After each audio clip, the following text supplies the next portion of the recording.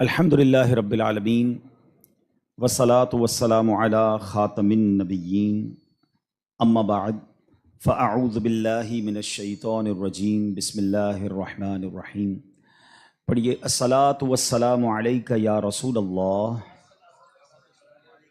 وعلی آلک واصحابک یا حبیب اللہ۔ الصلاة والسلام علیک یا نبی اللہ وعلی آلک واصحابک یا نور اللہ۔ درود پاک پڑھنے کے بے شمار فضائل و برکات ہیں۔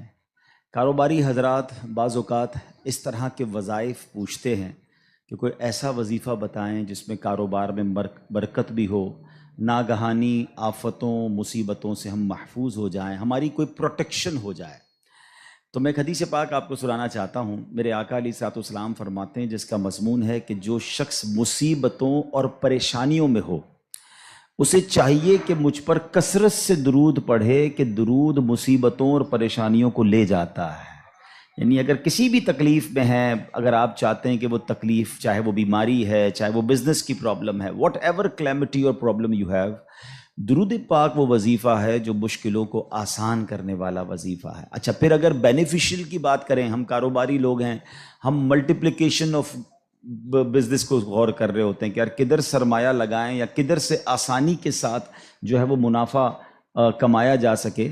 تو نبی پاک علیہ الصلوۃ والسلام کی حدیث کا خلاصہ ہے کہ میرے آقا فرماتے ہیں جو ایک بار درود پاک پڑھتا ہے اللہ اس پر اپنی 10 رحمتیں نازل فرماتا ہے، جو 10 بار درود پاک پڑھے اس پر 100 رحمتیں نازل فرماتا ہے، اور فرمایا جو 100 بار درود پاک پڑھے اللہ کریم اس کی دونوں آنکھوں کے درمیان یہ لکھ دیتا ہے، یعنی لکھ دیا جاتا ہے کہ یہ بندہ نفاق اور جہنم کی آگ سے آزاد ہے، اور اسے قیامت کے دن شہیدوں کے ساتھ رکھا جائے گا۔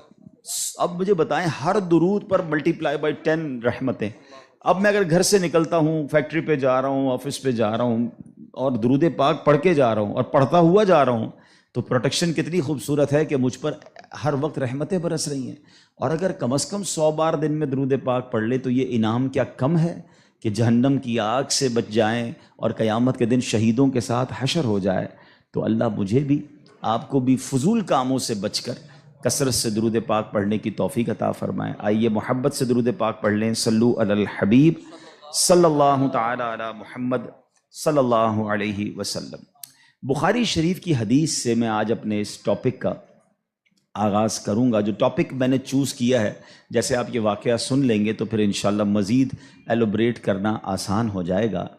اور یہ واقعہ ہے حضرت معرور بن سوید رحمۃ اللہ تعالی علیہ۔ کہتے ہیں ایک مرتبہ مجھے صحابی رسول حضرت ابو ذر غفاری رحمۃ اللہ تعالی علیہ رضی اللہ تعالیٰ عنہ کی زیارت ہوئی، اور میں نے دیکھا کہ آپ کے ساتھ آپ کا ایک غلام ہے، مگر دونوں نے بڑا یونیک لباس پہنا ہے۔ یعنی لباس یہ تھا کہ 2 چادریں پہنتے تھے اس زمانے میں لوگ، جیسے ہم احرام پہنتے، نارملی یہ نارمل لباس بھی ہوتا تھا لوگوں کا۔ تو دیکھا کہ ایک نیچے کی چادر حضرت ابو ذر غفاری نے بڑی قیمتی پہنی ہے، اور جو اوپر چادر پہنی ہے وہ بڑے نارمل سے کپڑے کی پہنی ہے۔ مگر آپ کے ساتھ جو آپ کا غلام تھا ایگزیکٹلی اس نے بھی ایسا ہی لباس پہنا کہ ایک چادر بڑی قیمتی، ایک چادر بڑی نارمل۔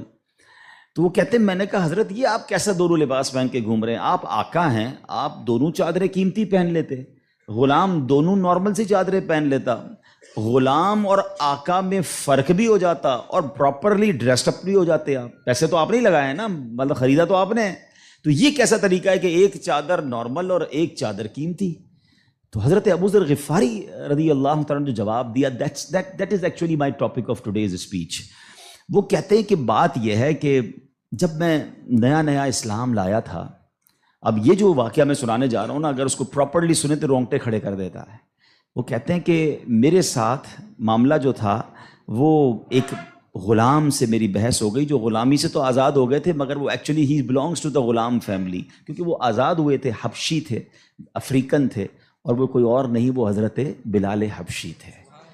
وہ کہتے کہ میری کسی بات پہ بحث ہو گئی، میں بھی نیا مسلمان ہوا تھا، ظاہر ہے صحابہ کرام بھی ایک پوری تربیت کے دور سے گزرے ہیں نا۔ تو کہتے بحث ہوئی تو میری زبان سے نکل گیا کہ اے کالی ماں کے بیٹے، میں نے حضرت بلال کو یہ کہہ دیا، حضرت بلال حبشی بہت دل برداشتہ ہوئے، نبی پاک علیہ السلام کی بارگاہ میں چلے گئے، کہتے یا رسول اللہ ابو ذر غفاری نے مجھے ایسا کہا ہے۔ اب نبی پاک علیہ السلام اس میں بہت زیادہ، جس کو کہتے ہیں نا کہ پیارے آقا کے چہرے کا رنگ متغیر ہوا، آپ نے فیل کیا اور آپ نے فرمایا یا ابا ذر انک امرؤ فیک جاہلیہ، اے ابو ذر تمہارے اندر اب بھی جاہلیت والا اثر باقی ہے۔ اب آگے نبی پاک نے جو فرمایا ذرا غور سے سنیے گا، یہ ہم سب کے لیے بڑے سنہرے الفاظ ہیں۔ فرمایا جو تمہارے خادم یا غلام ہیں یہ تمہارے بھائی ہیں، اللہ پاک نے انہیں تمہارے ماتحت کر دیا ہے، پس جو کوئی کسی بھائی کا ماتحت ہو اسے چاہیے جو خود کھاتا ہے وہ اپنے ماتحت کو کھلائے، جو خود پہنتا ہے وہی ماتحت کو پہنائے۔ اب وہ اس کے بعد ہوا کیا؟ حضرت ابو ذر دیکھیں، اس مسٹیک ہونا اور ہے، اور اس مسٹیک کی بھرپائی کرنا، اس کو ریئلائز کرنا، اس تربیت کو اپنے اندر امپلیمنٹ کرنا کیا تھا۔ حضرت ابو ذر غفاری نے یہ سنا تو حضرت بلال کے پاس جاتے ہیں، کہتے ہیں اے بلال مجھے معاف کر دو، اے بلال مجھ سے غلطی ہو گئی۔ نہیں جناب، اس پر صبر نہیں آیا آپ کو، آپ نے اپنے رخسار جو ہے اپنا گال زمین پہ رکھا، کہا بلال اس وقت تک مجھے چین نہیں آئے گا جب تم اپنا پیر میرے دوسرے گال پہ نہ رکھو۔ اللہ اکبر۔ حضرت بلال کہتے ہیں حضور میں نے معاف کر دیا، میں یہ کیسے کر سکتا ہوں، آپ اتنی بڑی ہستی ہیں کہ میں اپنا پیر آپ کے گال پر کیسے رکھوں۔ حضرت ابو ذر کو چین نہ آیا اور آپ نے حضرت بلال کے پیر کو اٹھا کر اپنے گال پر رکھا، یعنی معافی بھی مانگی تو تاریخ کی کیسی معافی مانگی۔ اور اس کے بعد کہتے ہیں بس اس کے بعد میں نے سوچ لیا کہ اپنے ہر غلام کے ساتھ، اپنے ہر ماتحت کے ساتھ میں نے یکساں سلوک کرنا ہے، جیسا میں نے لباس پہنا ہے ویسا میں نے اسے لباس پہنایا ہے۔ اب try to understand the difference between those times, اس وقت اور آج کے وقت میں فرق ذرا سمجھیے گا۔ اس زمانے میں غلام ہوتے تھے، غلام باقاعدہ خریدے جاتے تھے، جیسے آپ کی گاڑی ہے، جیسے آپ کی موٹر سائیکل، جیسے آپ کی اور چیزیں جس کے اونر آپ ہیں۔ اس زمانے میں غلام ایکچولی اونرشپ پر ملتے تھے، اب آپ اس کے آقا ہوتے تھے، مگر جو کسی کا آقا ہو اس کی تربیت ایسی کی جا رہی ہے تو مجھے بتائیے آج کا ملازم ہمارا غلام تو نہیں ہے نا؟ آج تو ہم نے اس سے ایک وقت کا اجارہ کیا ہے کہ جناب آپ 8 گھنٹے کے لیے میرے پاس آئیں گے اور پرٹیکولرلی یہ کام کریں گے، جو کام دیا میں اس سے وہ کام لے سکتا ہوں، نہ میرا وہ زر خرید غلام ہے، شام کو جا کر وہ کچھ بھی کرے اس کا میرا کوئی کانٹریکٹ ہی نہیں ہے۔ مگر اس کے باوجود جو آج ملازمین کے ساتھ سلوک کیا جاتا ہے، غلام کے ساتھ اچھا سلوک کرنے کا اسلام درس دیتا ہے، تو ملازمین کے ساتھ تو اس سے بڑھ کر اچھا سلوک کرنا ہوگا نا، کیونکہ وہ تو غلام بھی نہیں ہے۔ مگر آج غریب ملازمین کے ساتھ جس طرح بعض لوگ بیہیو کرتے ہیں، میں ایسا نہیں کہتا کہ سارے لوگ کرتے ہیں، ماشاءاللہ کچھ ہم نے دیکھا، چاہے وہ فیکٹری اونرز ہوں یا مالکان ہوں کاروبار کے، وہ بچوں جیسا سلوک کرتے ہیں، اور کرنا بھی یہی چاہیے۔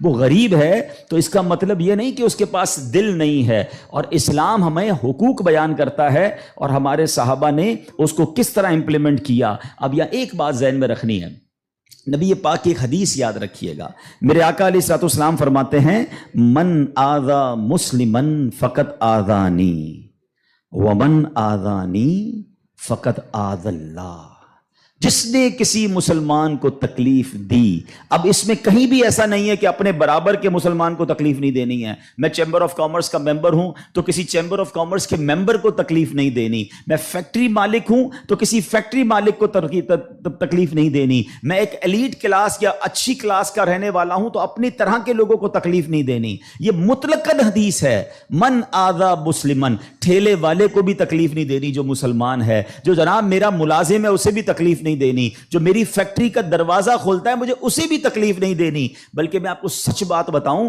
یہ وہ لوگ ہوتے ہیں کہ جن کے ساتھ اچھا سلوک کر کے ہم اپنے رب کو بہت راضی کر سکتے ہیں۔ اب ایک اور واقعہ سنیے، اور سبحان اللہ یہ واقعہ بھی حضرت بلال حبشی ہی سے ریلیٹ کرتا ہے۔ اب آپ ایک اور بات سمجھیے، حضرت بلال حبشی کا بیک گراؤنڈ کیا تھا؟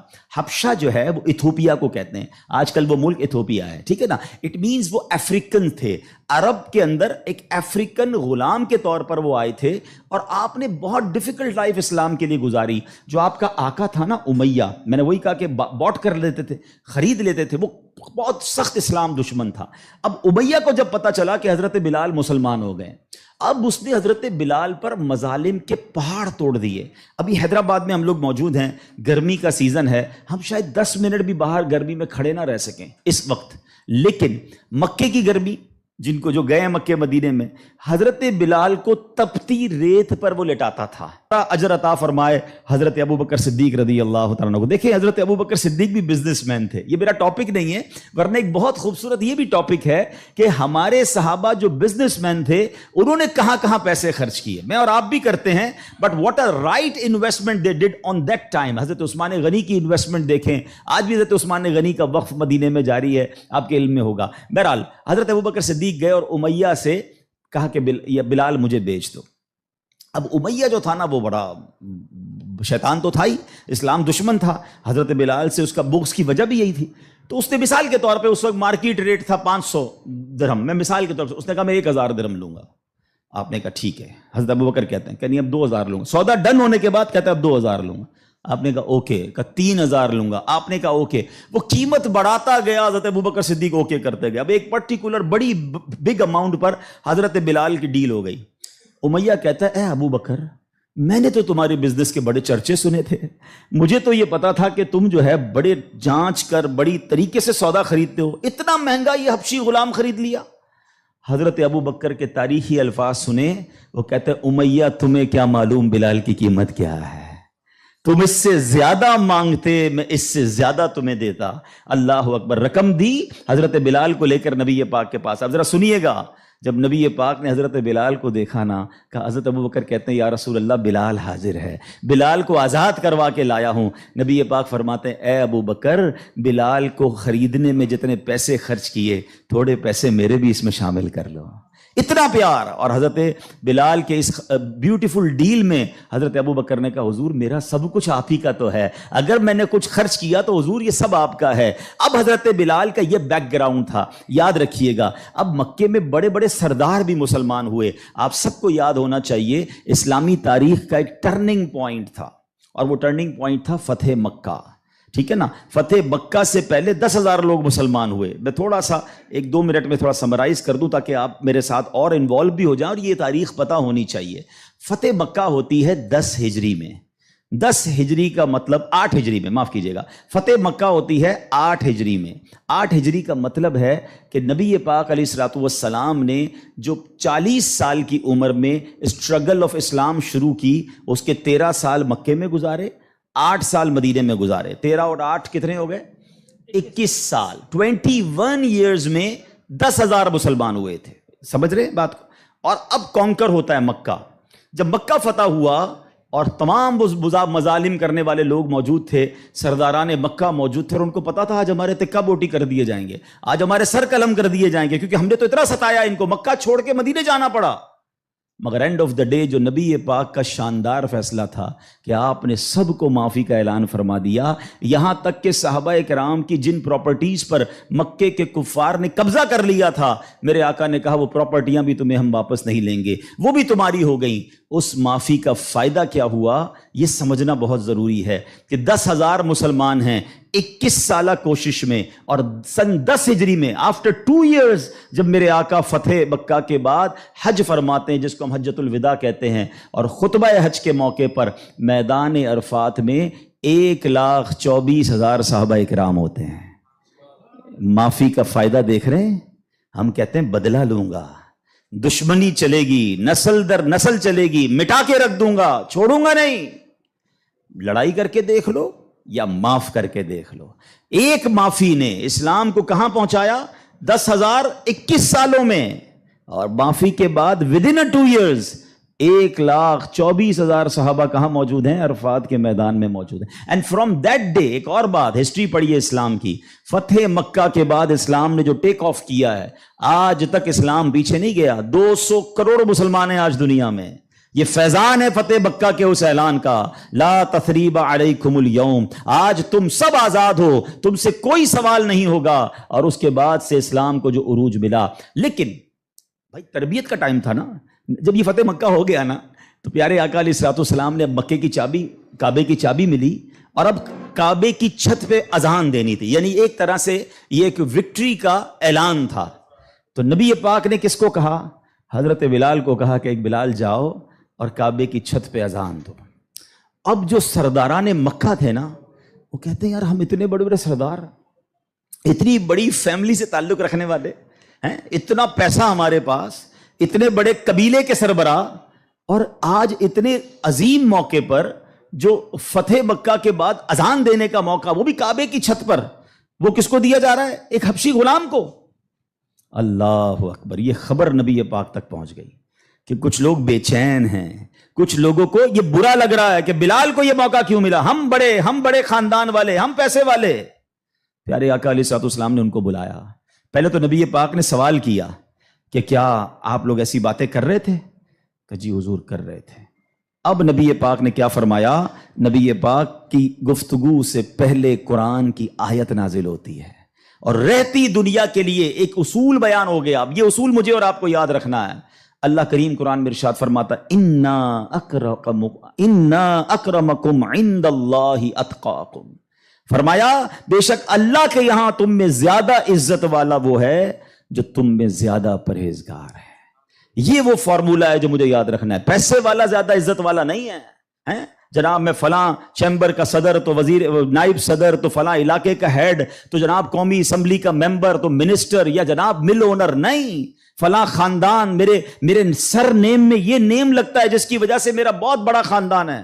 قرآن نے فیصلہ کر دیا ہے ان اکرمکم عند اللہ اتقاکم، اللہ کے نزدیک عزت والا وہ ہے جو زیادہ پرہیزگار ہے۔ وہ میرا ملازم بھی ہو سکتا ہے، وہ میرا خان سما بھی ہو سکتا ہے، وہ میرا غریب رشتہ دار بھی ہو سکتا ہے، وہ باہر ٹھیلا لگانے والا بھی ہو سکتا ہے، اگر وہ اللہ کی بارگاہ میں پرہیزگار ہے وہ سب سے زیادہ، ہم سب سے زیادہ عزت والا ہے۔ اور یہی اسلام کا حسن ہے۔ اچھا مزے کی بات یہ ہے، ایک طرف تو یہ حسن ہم پریکٹیکلی بھی پریکٹس کرتے ہیں۔ مثال کے طور پہ بعض اوقات آفس میں نماز کا ٹائم ہو گیا اور ہمارے کسی ملازم میں کوئی بادشاہ ہے یا حافظ صاحب ہے یا اچھا تلاوت کرنے والا ہے، ہم اس کو کہتے ہیں حضرت آپ نماز پڑھا دیں۔ بالکل اچھی بات، یہ تو اعلان ہے نا کہ بھائی آپ سیٹ ہیں، آپ پیچھے ہیں، اور امامت کون کر رہا ہے؟ ایک نارمل سا انسان ہے، لیکن وہ عبادت گزار ہے، اس کو قرآن آتا ہے، مگر صرف نماز کی حد تک۔ امام صاحب نے نماز پڑھا دی، پھر جا کر اس سے وہی انداز اختیار کرنا ہے جو عام ملازمین سے کرنا ہے؟ نہیں، یہ فارمولہ ہمیں اسلام سکھا رہا ہے۔ تو یہاں میرا جو آج ٹاپک ہے کہ سیٹ اور ملازم میں فرق، یہ ہمیں نہیں کرنا ہے۔ ٹھیک ہے، کاروبار ہے، آپ اس سے کام لیں، آپ اس سے اجرت پر کام لے رہے ہیں، مگر آپ نے اسے خریدا نہیں ہے، اور اگر خرید بھی لیا ہے تو اس کے اوپر زیادتی کی اجازت نہیں ہے۔ مگر آج چونکہ غریب لوگ ہیں، بیچاروں کو جاب ملتی نہیں، تو جو منہ میں آیا کہہ دیتے ہیں، جس طرح ڈانٹنا ہے ڈانٹ دیتے ہیں، اور بعض اوقات تو گالیاں نکالتے ہیں۔ مجھے یاد ہے ایک صاحب مجھے ملے اور مجھے جو ہے وہ میں نے پوچھا، ایسے تھوڑا سا کلوز تھے کہ یار آپ کی سیلری کتنی ہے؟ اب یہ تھوڑی چند سالوں پرانی بات ہے۔ He is not that much professional, normal سا انسان تھا، منشی ٹائپ کے جیسے ہوتے ہیں نا۔ تو کہتے 80,000 تنخواہ ہے۔ میں نے کہا ماشاءاللہ تنخواہ تو اچھی ہے۔ تو کہتے ہیں 40,000 کام کے ہیں، 40,000 گالیوں کے ہیں۔ تو میں حیران ہو گیا، کہتا صبح سے شام گالیاں سنتا ہوں بھی بھائی، کیا کروں، غریب آدمی ہوں، پیسے اچھے ملتے ہیں اس لیے چھوڑ نہیں سکتا۔ اب میں نے سوچا کہ وہ جو مالک ہے، وہ جو سیٹ ہے، وہ قیامت کے دن کیا جواب دے گا؟ کیا پیسے دے کر گالی دینے کی تمہیں اجازت مل گئی ہے؟ کیا ذلیل کرنے کی اجازت مل گئی؟ ایسا نہ کریں پلیز۔ ہمارا اسلام ہمیں بہت خوبصورت مساوات کا درس دیتا ہے، اور غریب لوگ تو زیادہ ڈیزرو کرتے ہیں انہیں پیار کرنے کا۔ نبی پاک علیہ الصلوۃ والسلام کو، اب میرے آقا کا انداز دیکھیے گا، صحابہ بھی تو غریب تھے نا۔ اب صحابہ میں ایک بہت بڑی تعداد تھی جو اصحاب صفہ کے تھے۔ اصحاب صفہ آپ گئے ہوں گے مدینہ شریف، اللہ بار بار ہم سب کو حاضری عطا فرمائے۔ وہاں ایک بینچ، ایک چبوترا بنا ہوا ہے۔ یہ جو اصحاب صفہ تھے نا، یاد رکھیے گا، یہ اپروکسیمیٹلی 70 کے قریب ہوتے تھے، ان کی تعداد پلس مائنس ہوتی تھی۔ ان میں بہت بڑا نام حضرت ابو ہریرہ رضی اللہ تعالیٰ عنہ کا بھی ہے۔ یہ صحابہ اتنے غریب تھے کہ ان کے پاس گھر نہیں ہوتا تھا، ان کے پاس پہننے کے لیے پورے کپڑے بھی نہیں ہوتے تھے، ایک لباس، ایک چادر پہن کے بعض اوقات بیٹھے ہوتے، مگر شوق کیا تھا کہ علم دین سیکھنا ہے، نبی پاک علیہ الصلوۃ والسلام سے تربیت لینی ہے۔ تو کھانا بھی پیارے آقا انہیں بھجوا دیتے، اور نبی پاک ان کے ساتھ رہتے تھے۔ اب ذرا یاد رکھیے گا، صحابہ کرام کچھ تھے جو مزدوری کا کام کرتے تھے۔ ہمارے ساتھ بھی کبھی کبھی ہوتا ہے کہ یار کوئی محنت مزدوری والا آئے تو اس کے کپڑوں سے اسمیل آتی ہے، کپڑے پرانے ہوتے ہیں، بدبو آ رہی ہوتی ہے، ہم اس سے دور ہو جاتے ہیں۔ اب کیا ہوا کہ نبی پاک علیہ الصلوۃ والسلام کے پاس کچھ ایسے لوگ آ کر بیٹھنا شروع ہوئے جب پیارے آقا اللہ کا ذکر کر رہے ہوتے تھے کہ بال بکھرے ہوتے تھے، پہننے کے لیے ایک کپڑا ہوتا تھا اور ان کی اسمیل بھی آتی تھی، کپڑوں سے مہک بھی آتی تھی. تو نبی پاک علیہ الصلوۃ والسلام نے فرمایا الحمدللہ الذی جعل فی امتی من امری ان اصبر نفسی معہم، سب تعریف اللہ پاک کے لیے ہیں جس نے میری امت میں ایسے لوگ پیدا فرمائے جن کے ساتھ اپنی جان مانوس رکھنے کا مجھے حکم دیا گیا ہے. اور یہ حکم اللہ نے قرآن مجید فرقان حمید میں دیا، وَاصْبِرْ نَفْسَكَ مَعَ الَّذِينَ يَدْعُونَ رَبَّهُمْ بِالْغَدَاةِ وَالْعَشِيِّ يُرِيدُونَ وَجْهَهُ، اور اپنی جان کو ان لوگوں کے ساتھ مانوس رکھ جو صبح و شام اپنے رب کو پکارتے ہیں، اس کی رضا چاہتے ہیں، غریب ہیں مگر نیک ہیں، اللہ کی رضا چاہتے ہیں، ذکر الہی کرتے ہیں. آقا فرماتے نبی پاک ان مزدوروں کے ساتھ بیٹھ جایا کرتے تھے. اور آج بعض اوقات ہم اپنے ساتھ ایسے لوگوں کو بٹھانا پسند نہیں کرتے، بہت معذرت کے ساتھ. یہ تکبر کی نشانی ہے. تکبر کہتے ہی تو اسی کو ہے نا کہ اپنے سے کسی کو ذلیل سمجھنا. اور try to understand the severity of proud. یہ جو تکبر ہے نا، یہ اتنا خطرناک گناہ ہے کہ سب سے پہلے تو یہ سمجھیے کہ کائنات میں سب سے پہلا گناہ کیا ہوا تھا؟ تکبر ہوا تھا اور حسد ہوا تھا. یہ اتنے پرانے گناہ شیطان نے کیا تھا. شیطان کوئی پہلے سے ہی اللہ کا نافرمان نہیں تھا. 40,000 سال اس نے عبادت کی، جنت کا خزانچی تھا، فرشتوں کا استاد تھا، معلم الملکوت تھا. once in a lifetime he did proud. ایک بار تکبر کیا، حضرت آدم کو سجدہ کرنے سے انکار کیا نا. جملہ کیا تھا اس کا؟ قرآن میں موجود ہے نا، انا خیر من، اے اللہ میں اس سے بہتر ہوں. خلقتنی من نار وخلقتہ من طین، تو نے مجھے آگ سے بنایا اور اس کو مٹی سے بنایا، میں تو اس سے بہتر ہوں. Actually this is the definition of تکبر. یہی تعریف ہے